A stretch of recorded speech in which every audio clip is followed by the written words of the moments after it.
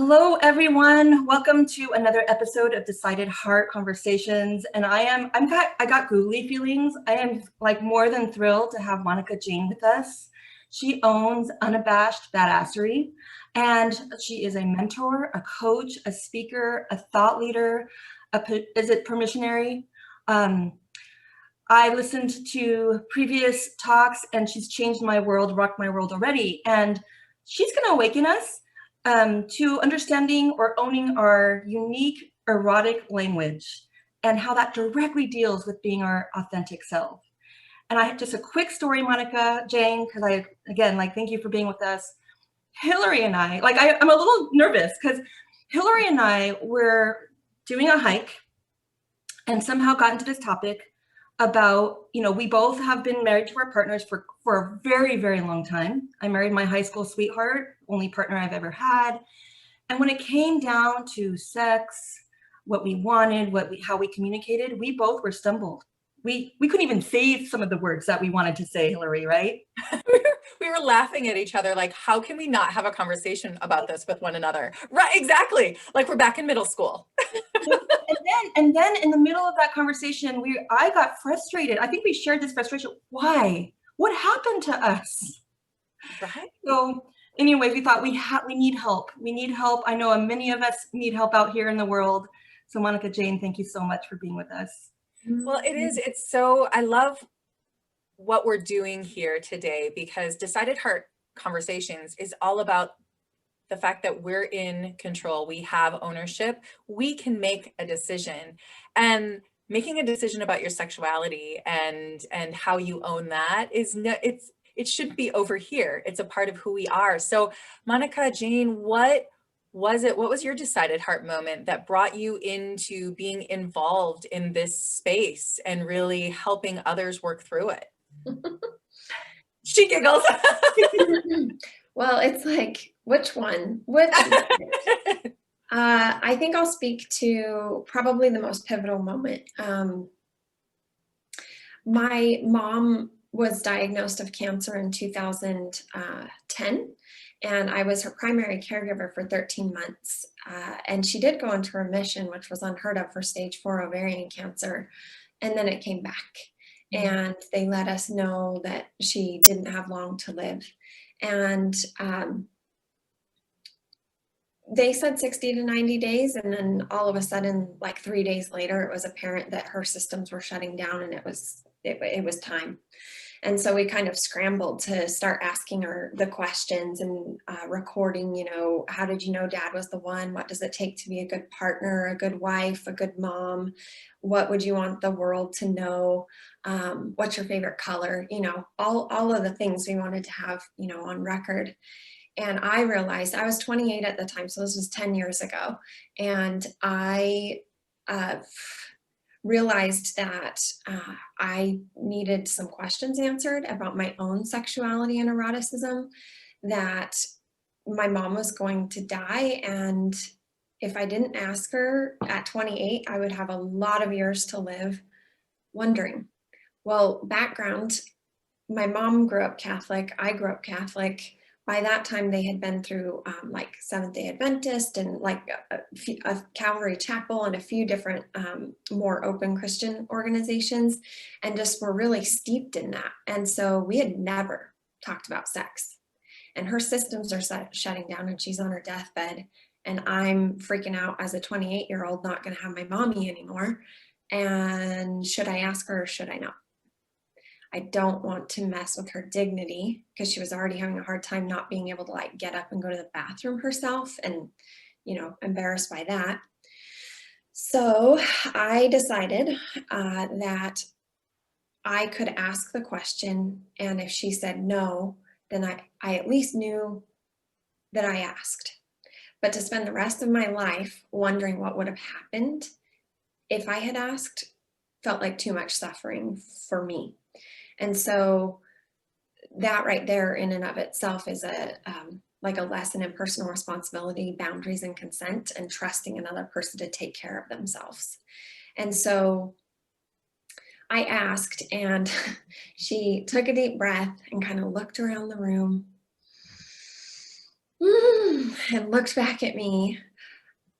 Oh, actually, I forgot to say the question I asked. So I asked her, I told her all that preamble and she goes, what is it? And I said, Mom, have you ever had an orgasm?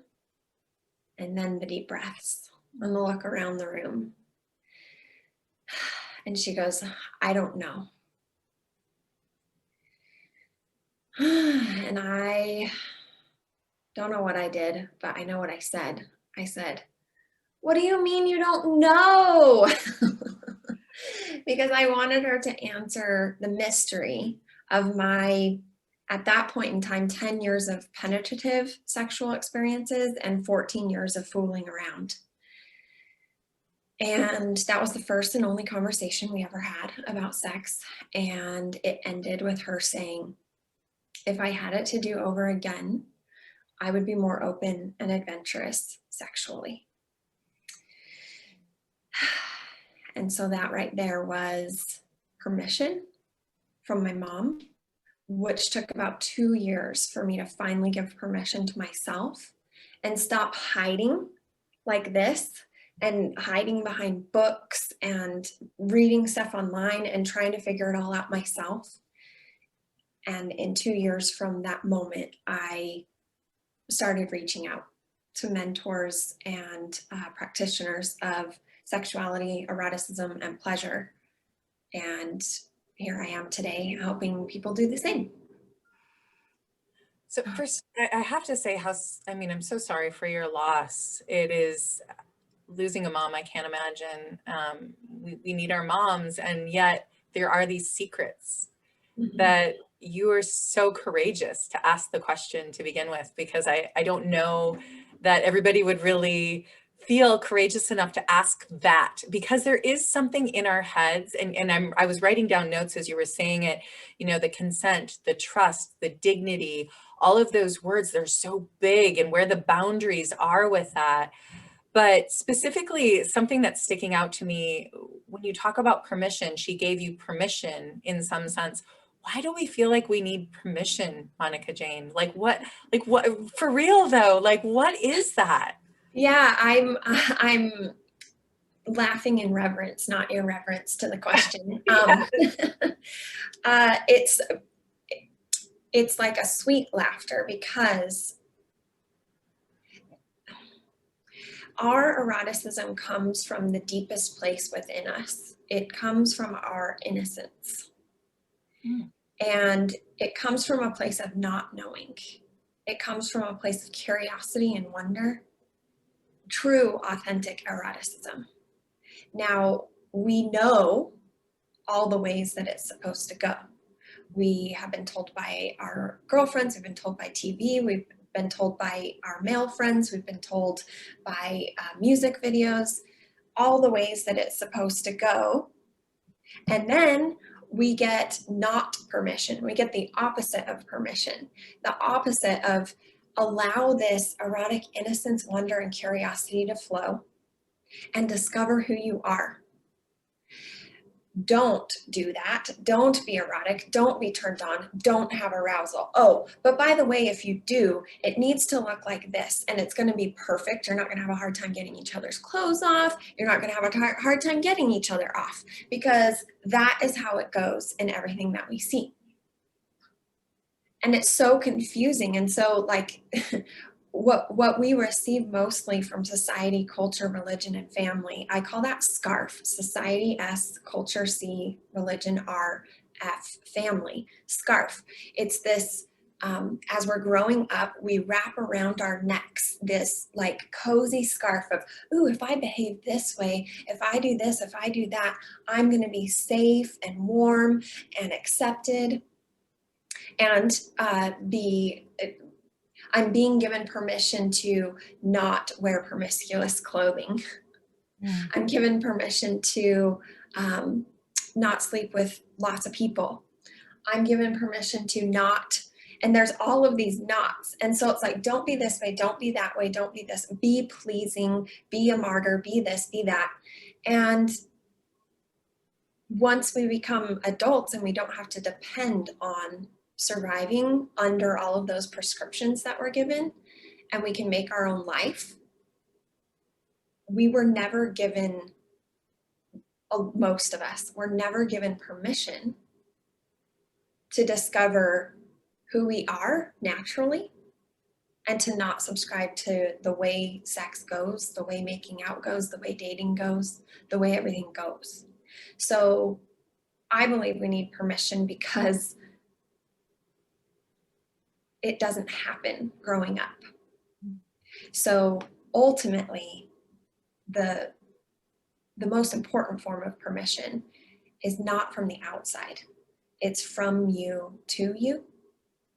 And sometimes it requires a trailblazer like my mom to say, if I had it to do over again, I'd be more open and adventurous sexually.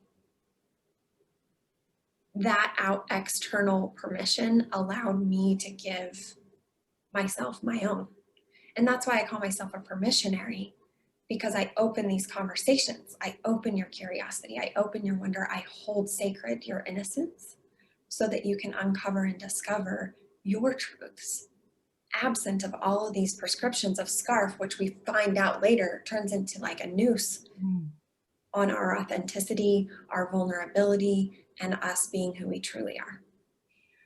I think one of the most powerful things, I look to you, Monica Jayne, because you've raised the question of permission for me. And the thing is, it's like, I'm in my mid 40s. I didn't know that I had so many scarves. Maybe I thought it was like a light necklace, but I didn't know that it was, you grow up on the script and that you follow it. But, you don't know that there's another side to the script given to you.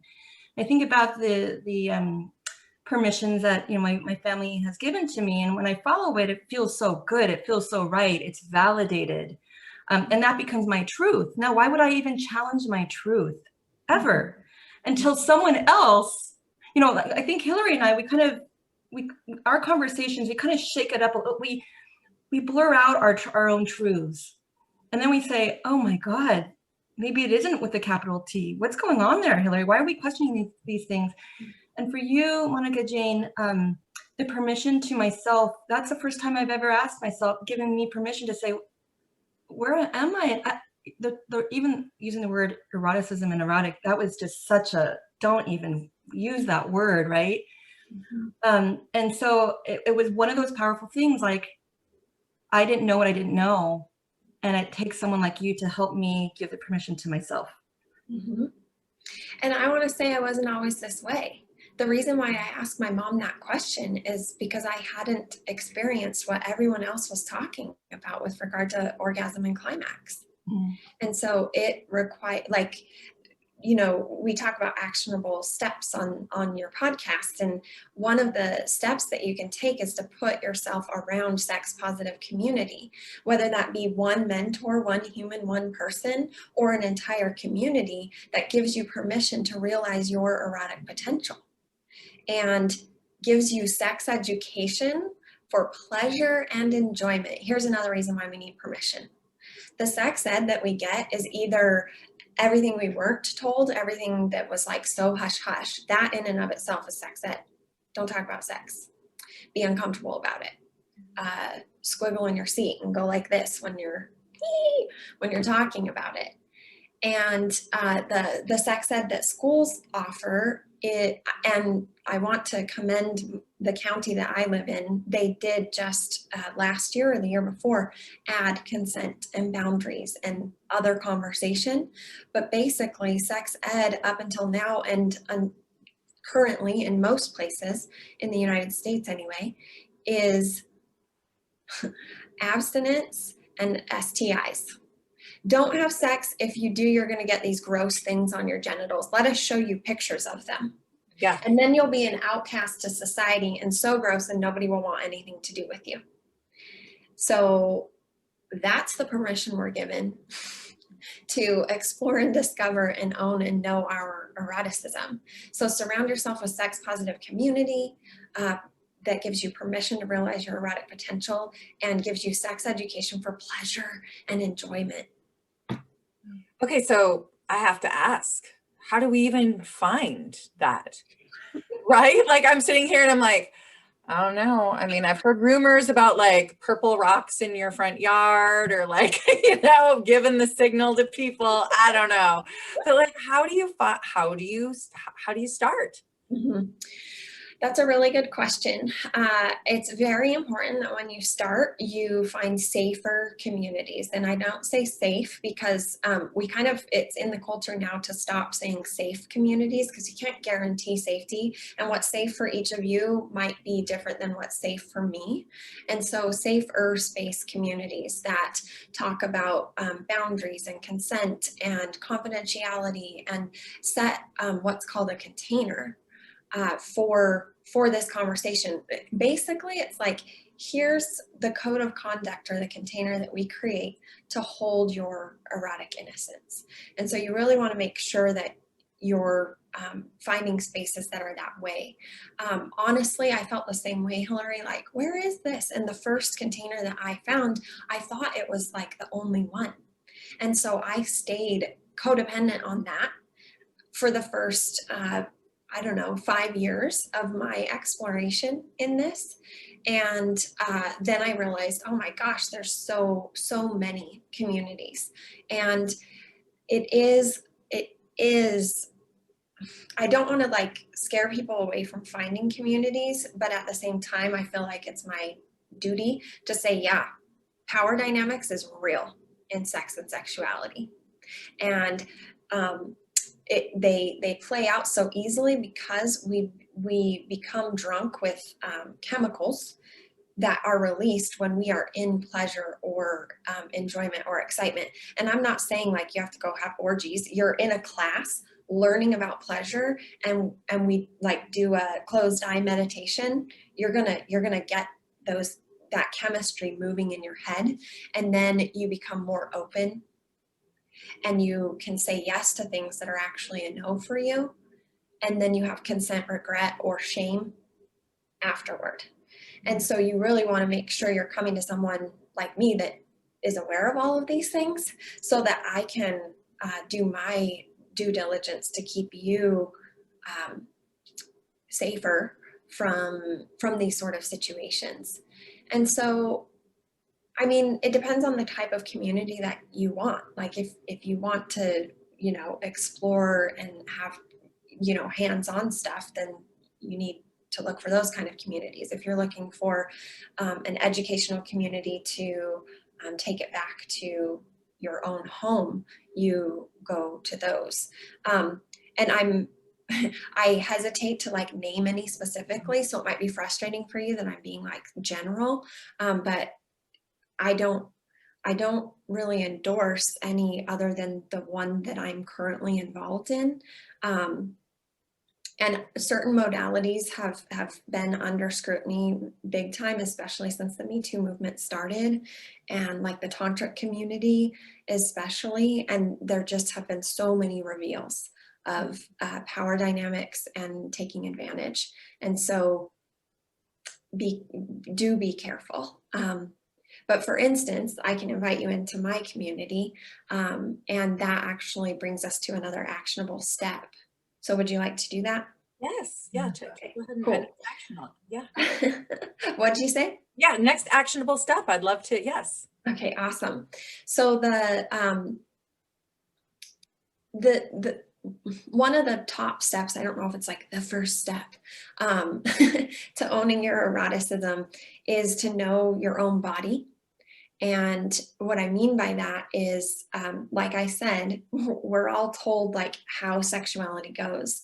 And there are people who discovered naturally and like were able to let their bodies lead the way as they moved into their first erotic moments.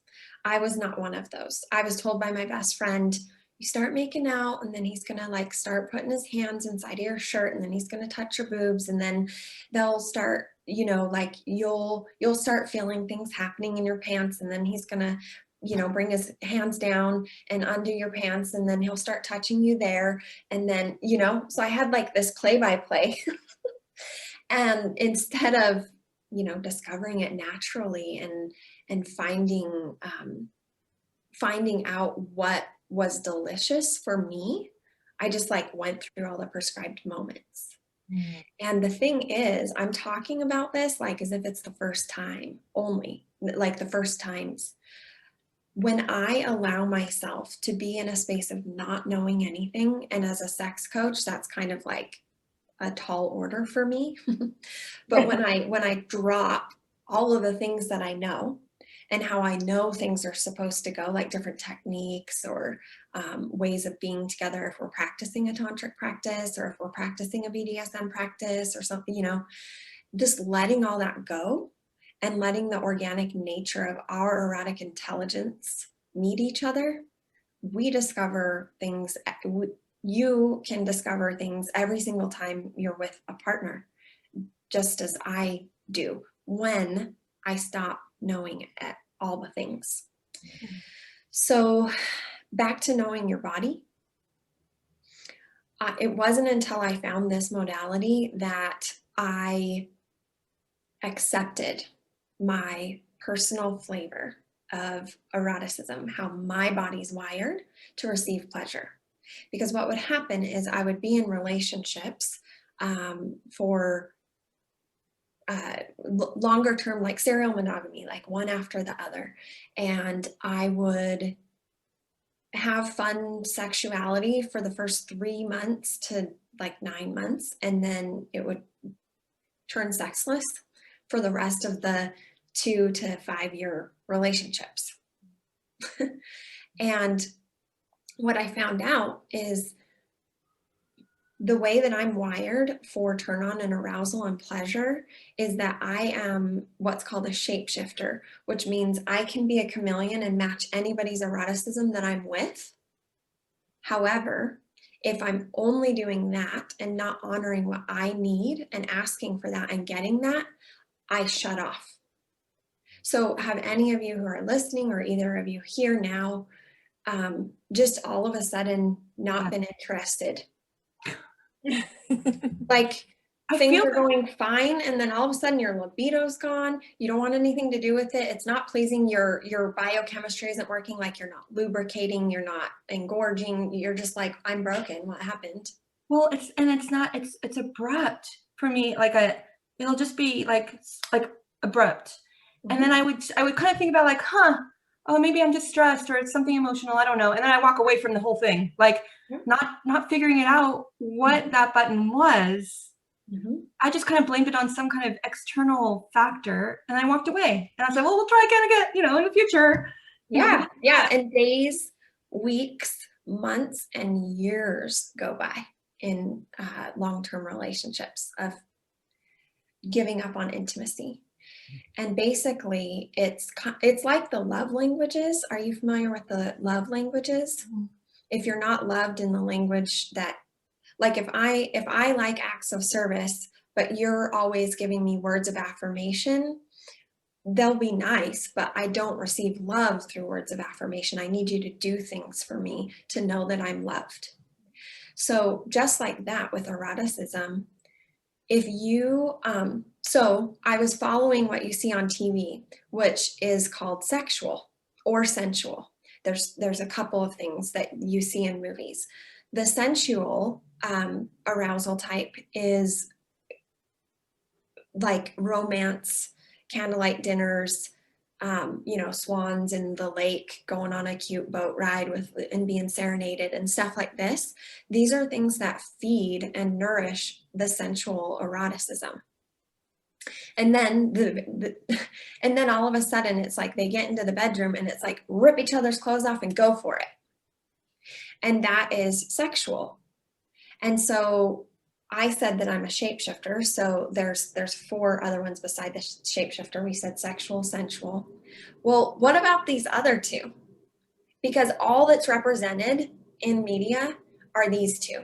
And so if these aren't your primary, or if you're not a shapeshifter and can kind of do everything, you're going to feel like you're broken in our society and there's something wrong with you because you don't do sexuality right. And beyond that, it's genderfied. Sensuality is for women and sexuality is for men. Men just want naked bodies and penetration and to ejaculate. And women want romance and roses and music and na. I don't want that. So I thought I was broken. I'm not a sensual in the classic way you see in the movies. And so I was like, men would do those things for me and get so frustrated because they were trying so hard and doing all the things they saw that they were prescribed, given permission for, and it wasn't working. And then, so the other two, do we want to know the other two? Of course we do. Not leaving until we have all 4. So the other two are energetic. We'll go one by one. So energetics are turned on by space, anticipation, and tease. So if you're coming forward and you're really strong with your erotic energy and you're going for it in the sexual, an energetic is going to freeze and just let it happen and not enjoy it, or like freak out and run away, because they need space, anticipation, tease, eye gazing, energetic connection. And you can hear how my voice and my body language are changing. So you can speak these, they're called the Erotic Blueprints. And a person named Jaya came up with them after 20 or 25 years of having her hands on and inside of bodies to understand people's eroticism and help them heal from ejaculatory control issues or erectile management problems where, you know, people aren't staying the way they want with their erection.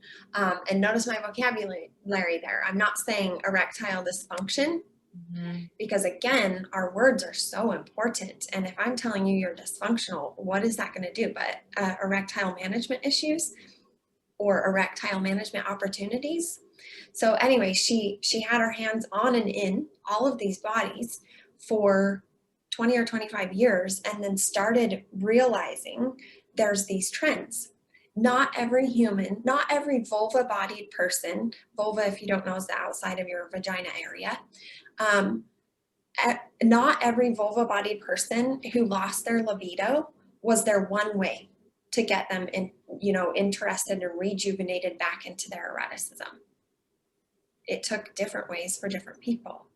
Not every penis-bodied person who came in and had erectile issues was there one, like, give them the best blowjob ever and they'll stay hard forever. No.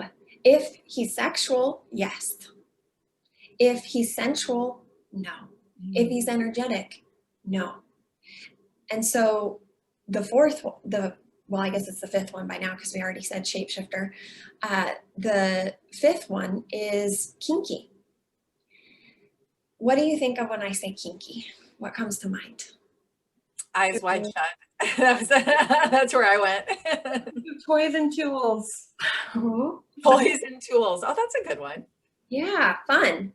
So kinky, a lot of people, when we say that, they think of like 50 Shades of Grey and like BDSM.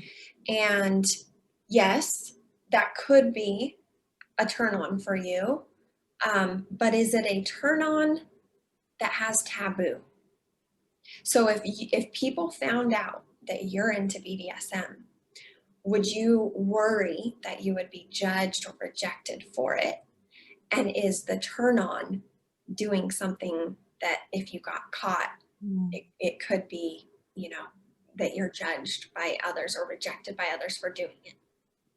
So kinky is anything that turns you on that is taboo for you. So for some people, BDSM is sensual. It's all about sensation and touch, and the turn on isn't that it's taboo, it's the sensation or the power dynamics. And then that way it becomes like dark energetic, the power dynamic and the like, it's dark energetic for them. If it's taboo for you, then you're wired as a kinky blueprint. So kinky could be anything outside of missionary position. Mm. Like if all you ever do is missionary and you're like, if, oh my goodness, I'm so naughty. If I do doggy style, then that's like a kinky blueprint. So if you're noticing these things for yourself, or like public displays of affection, if that's like and taboo for you, then maybe you're a kinky blueprint. And so what you can do to embrace your eroticism and know your body more is think of all the other things that would turn you on to do that would be naughty and forbidden, and like, what if you got caught? So there are 5, not 2, ways that people are wired for turn on arousal and to experience pleasure to their erotic potential. And so I give you all permission to realize these 5 erotic blueprints, not only for your own body, but if we want to give a bonus to this action step, for your partner's body too, so that you can honor each other. So if you want to find yours out, there's a quiz link in the description for the Erotic Blueprints quiz, or the arousal typing quiz. And the thing about that is you'll probably approach it with your brain, which is why your eroticism isn't as fulfilling as you want it to be in the first place, because this is not erotic. This from here down is our eroticism. And I mean, that's not totally true, because like I'm a sapiosexual, which means I'm turned on by intellectual conversation and like deep conversation. So what I mean is like that inside brain mind thing when I go like this. And so when you do the quiz, I'm going to encourage you to really I'm going to encourage you to be kinky, probably. Really allow every single option to be felt by your body. Don't rush through it with your head. Close your eyes after you read letter A and feel like, how would my body respond to that? And turn on looks like leaning in, lighting up, expansion, wiggling your tail, blushing in your cheeks, maybe a little and those are some clues that like A is the answer for you. And then you read B and you close your eyes and you imagine B happening. See, fantasy might be kinky for you because, you know, maybe it's like it feels like infidelity if you fantasize. So if that's like an agreement you have with your partner, like we're not allowed to fantasize, you could fantasize about you and your partner when you do this, or you can have a negotiation and conversation like, I know we have this boundary, I really want to discover stuff about my sexuality, I'm going to take this quiz, would it be okay for just this quiz for me to fantasize about all this stuff? So always checking in with the safer container that you probably have unconsciously created by unspoken agreements. So making a container for your relationship is something I don't have on our list to talk about today, but if you want to have me back, we can talk about all of that stuff. So anyway, B, and you feel into it, and maybe it's turn off, and turn off feels like contraction. Your face might grimace. You might actually like have a push away, like feeling sensation in your body, or repulsion. Or like it's just like a flat line. It can be, you know, strong or less strong, the turn on as well. So as you read each option, really feel it with your body instead of, you know, like, oh, boom, boom, which do I have permission to say that I like? Because what happens when I work with clients is they take the quiz. It's part of my application. It's a requirement. You take the quiz before, and then we work together. And most of the time, what we discover about you is totally different than what your brain told you when you took the quiz. I think, you know, the first step I'm a producer and I like steps, right? I like sequence of events. And I think for me, first is, you know, that internal permission, and maybe the realization like, oh my God, what have I denied myself all this time, right? So it's just all of that. And then like the permission of exploring. And then it's exciting to know that, wait, there are 5 ooh, which one am I? Like, and then it's like, but how do I even know that? And I love this quiz because, and I just love the instruction too, because it's like, savor in it. Because as a producer, I like to just kind of get it done and be like, check, check, check, check, you know, I'm a good student. So, you know, with this quiz, it's like you're giving us, like, give yourself the time, like, this is a great first step, and savor in those emotions and those reactions that your body is telling you. So I thank you for that, because I don't know where to go next. And this is where I'm going to go next. There's another aspect to it, which is you might feel repulsion, but it's from scarf. It's because religion told you that anal sex is gross, and that's one of the, anal sex isn't for procreation, therefore you should not like it. So it can be extremely therapeutic experience to, you might have that revulsion or repulsion at first, and like sit with it and say, whose is this? Wow. Where did I learn this, or is this my actual wiring? Which goes to the last step that we haven't talked about yet. We're just segueing like pros today. Shall we go into that?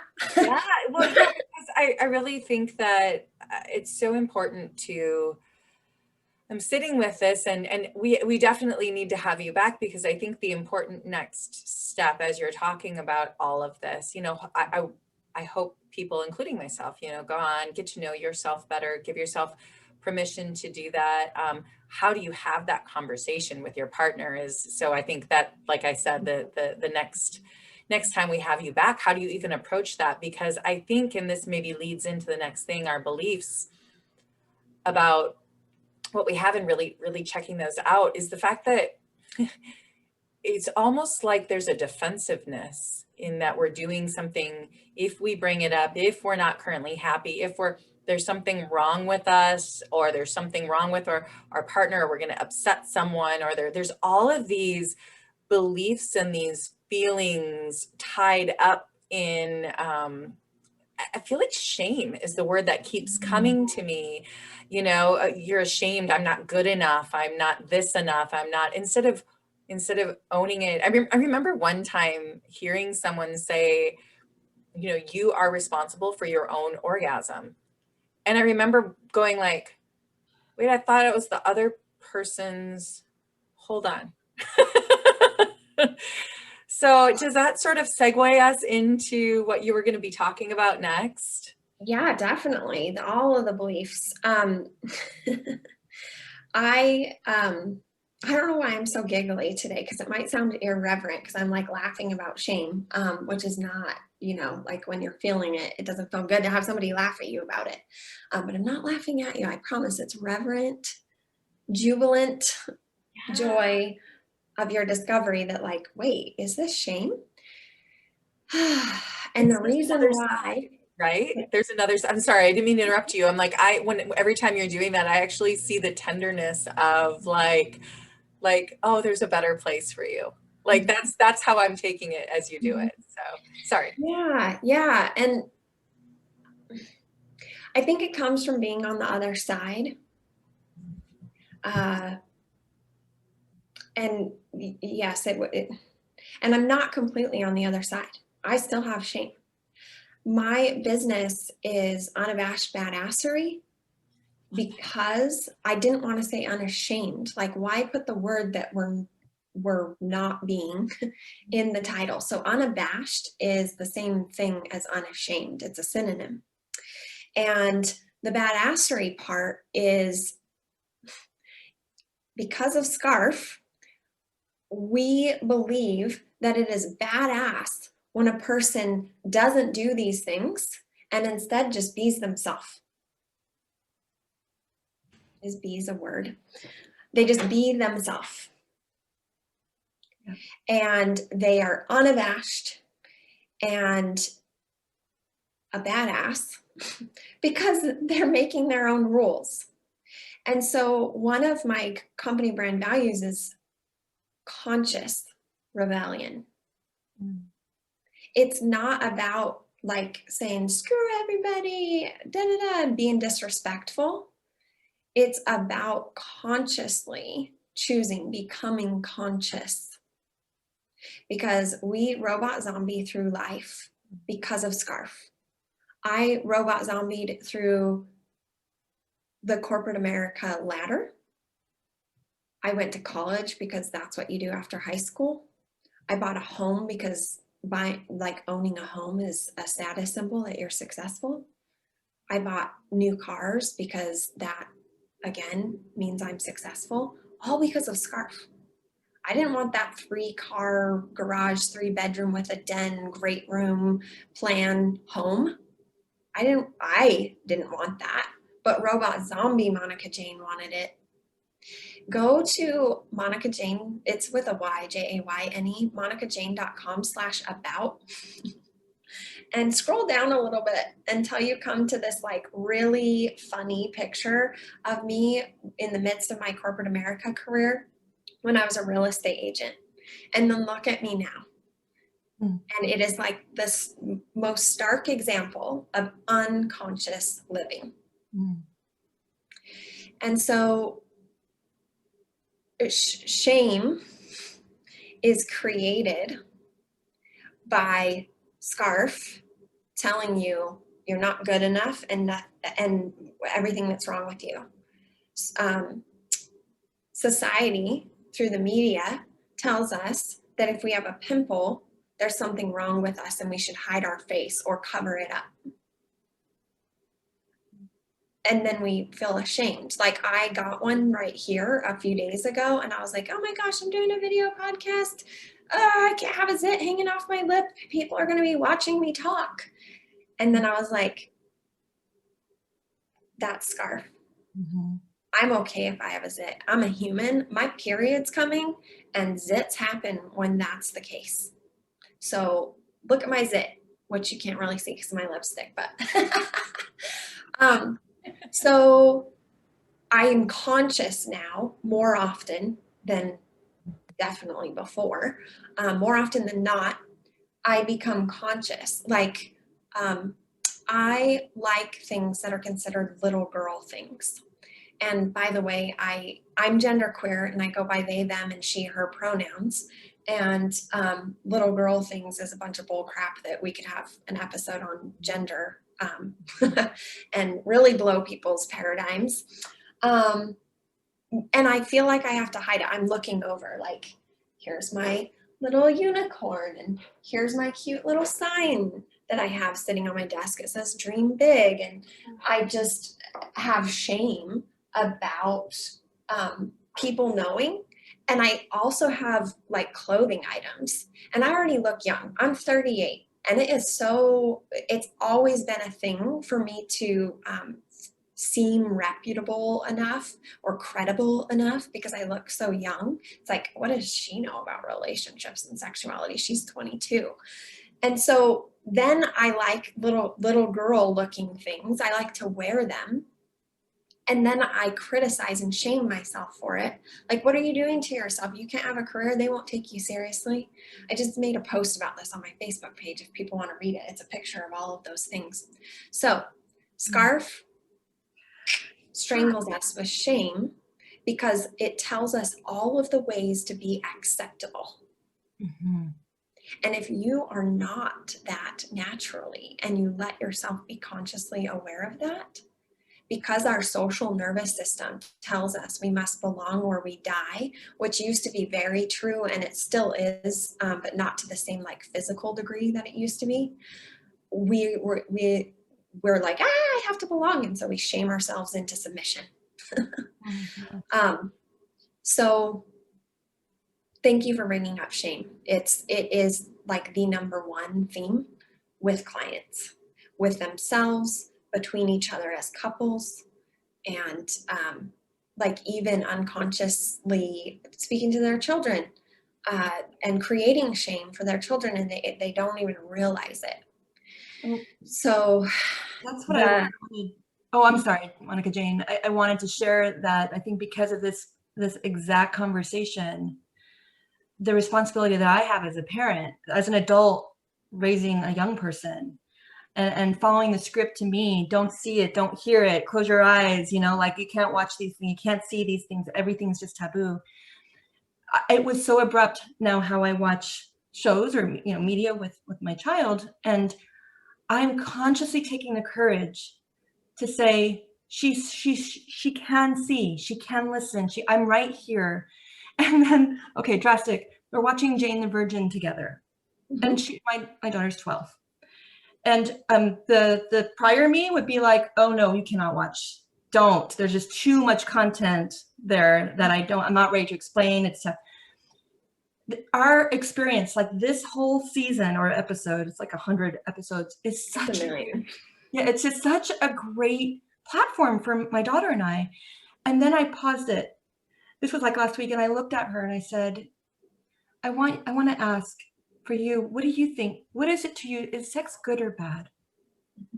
And she's just looking at me and she's like, well, I know it was pretty abrupt. And I thought, well, maybe that's not the right question, but whatever. I was going with my heart, but I was making a decided heart moment.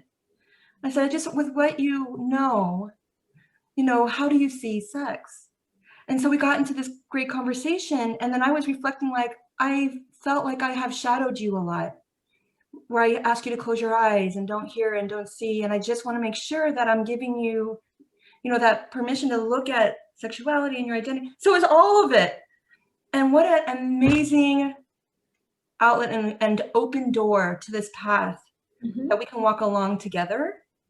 And then I'm constantly reworking, to make sure that shame is not, I'm not going to be 100%, but to make sure that I'm feeling responsible for that. Well, you're conscious of it. I'm conscious of it. And I just want to commend you for that, like opening the discussion, because what you just did there is gave your daughter permission to have her own opinion about sex. And if her response you could see was programmed in any way, or where did you learn that, or how did you come to that conclusion? Who told you that, or where did you hear it? These are the types of conversations, and it's never too late. It's never too late. Like, I was 32, I think, when I really started cracking the surface of this and transforming and getting on the other side of it. And so I'm so happy. I'm like, woo! that you did that. And I think maybe you read my about story on my website, that my mom would cover my eyes and my ears if it got too noisy when we were watching movies and TV shows where sex was happening.